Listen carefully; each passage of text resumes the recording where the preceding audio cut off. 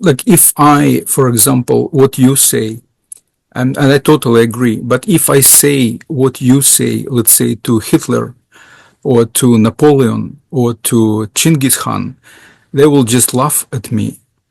So is it like all this thing is eternal then? It just never ends. It ends with you. It doesn't end with Hitler or Genghis Khan or Napoleon or Hannibal. It ends with you. Well, it ends with Eugene as like from small letter, but it doesn't end with Eugene. Or not Eugene. Capital letter. When I say it ends with you, I don't mean it ends with Eugene. Oh, okay. Well, it doesn't seem to end. Well, you need to come to the understanding about the illusory nature of body-mind and the reality of consciousness. If you are interested in the ending, you say it doesn't seem to end, then the invitation is to discriminate between that which is and that which appears to be.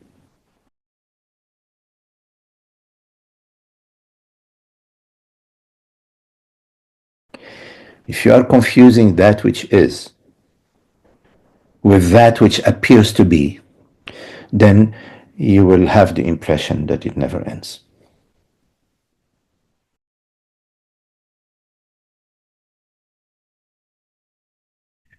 That which is cannot not be.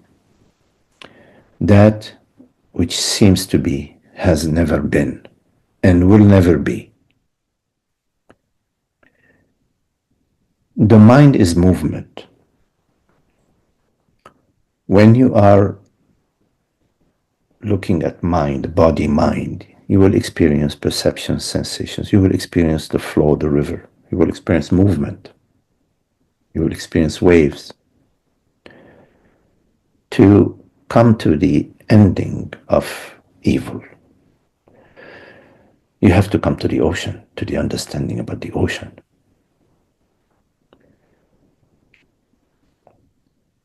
But if I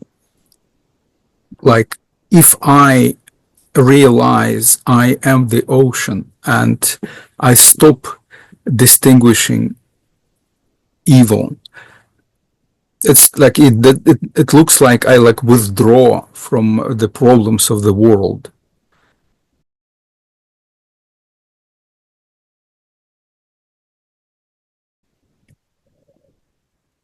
When you are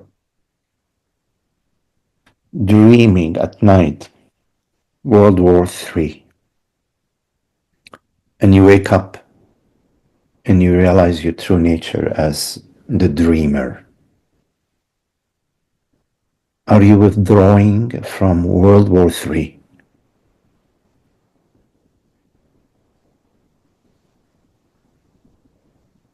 Well, I know what you're saying, but somehow dreams that I see at night time are like kind of like more like dreamier for me than dreams in this transactional world.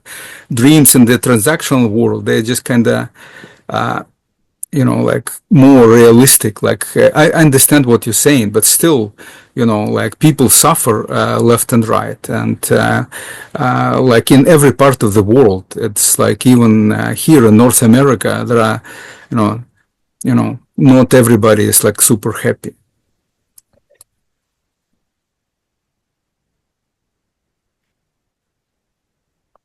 So right now,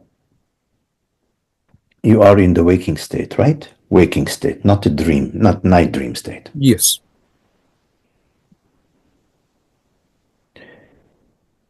Is this perception, there is a perception right now, right? A perception. Is this perception appearing to you, or are you in the perception? In other words, is this perception appearing to you right now? Or are you an object appearing in the perception? Well, like if I am egoic, then that's one case. If I am witness consciousness that is neutral, that's another case. Obviously, I'm not always a witness consciousness. Okay, right. In this moment, in this moment, if you turn your attention to there is an image appearing, and there is something which perceives this image.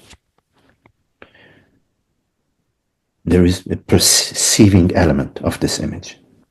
Are you more the perceiving aspect of this image, or are you the image?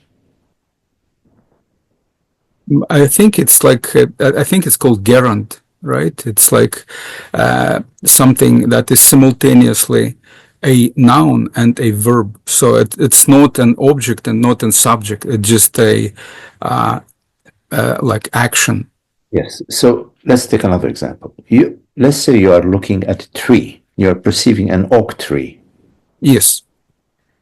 Are you the oak tree, or are you the perceiving aspect of the oak tree? Obviously, I'm a perceiving aspect of the oak tree. Okay. You're the perceiving aspect of the oak tree. And I understand that the oak tree is not out there, that the oak tree is appearing in your perception, but you are the perceiving aspect, right? Sure. Okay. So right now you're perceiving this perception, or you're perceiving a thought, you're perceiving a sensation. Are you more the sensation, or are you more the image, or are you more the perceiving aspect? Well, like we said, I'm a perceiving aspect because an image is like an object that is separate from me. Yeah, that is it's not really separate. It's very intimate to you, but you Sure. are the perceiving aspect, because the images keep changing, but the perceiving aspect is always there, always the same. It's not changing colors. So I'm going to make a jump now. Okay, let's see Sure. if we can make it together. So the world, meaning that which you perceive, appears within you. Let's go to the night dream just for a second. We're going to come back. We're going to come back to the waking state. Let's go to the night dream. In the night dream, you're traveling to China, whatever, you're flying, you're a butterfly, and this, you feel like you're the butterfly. There is a sensation of flying, and that's appearing in you. You mean the dream mind, the dreamer. Yes? Yes. Okay. Let's come back to the waking state. Now, let's come back here. So it seems that there is a little similarity, some similarity Yes. Yes. in that in the night dream, there are night images which are shifting, appearing within awareness.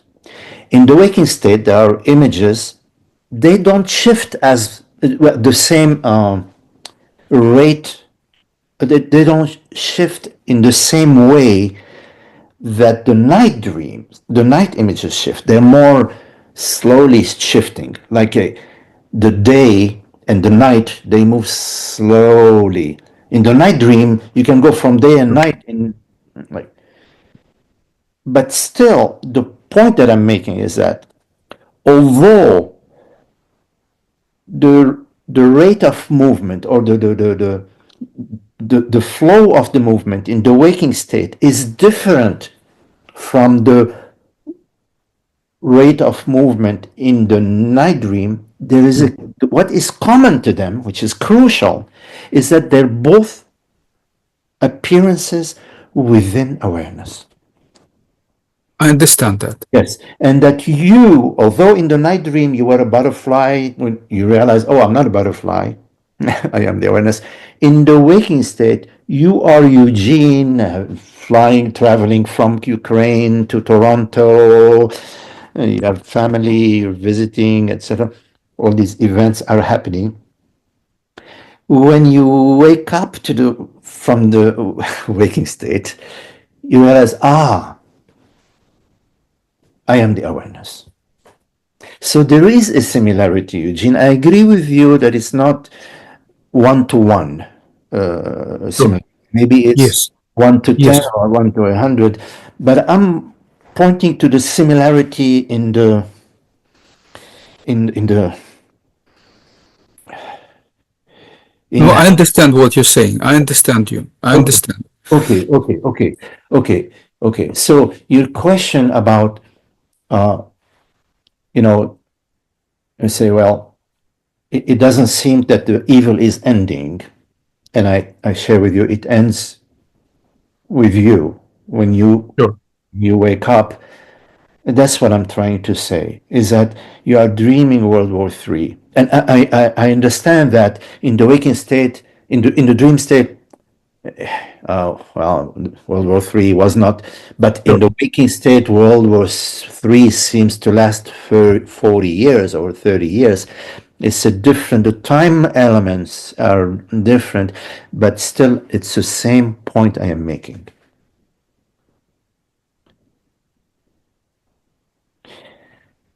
So, what I am inviting you to do is to step out from the mind as a way of speaking and come to presence.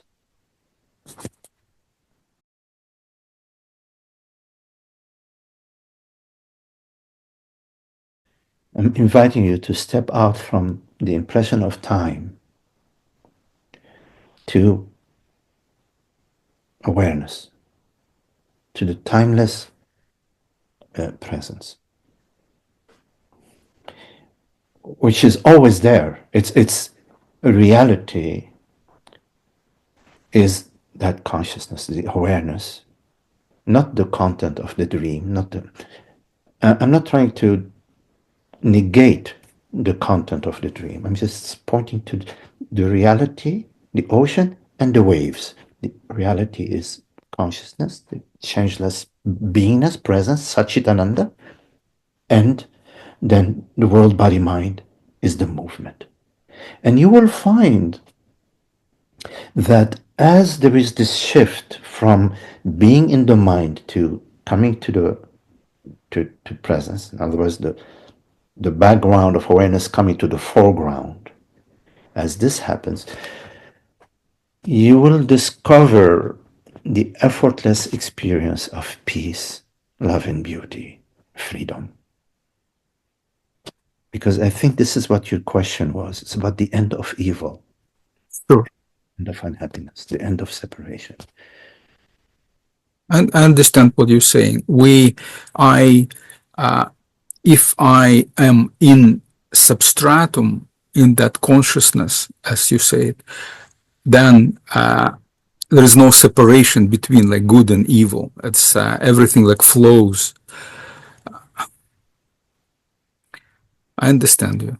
So experientially, relax, invite your mind to relax, invite yourself to be relaxed about the mind in the thinking realm. So, to allow it to be, but not to give it the power to guide you to understanding. Use presence to guide you to understanding. Presence. Explore presence, being, explore consciousness.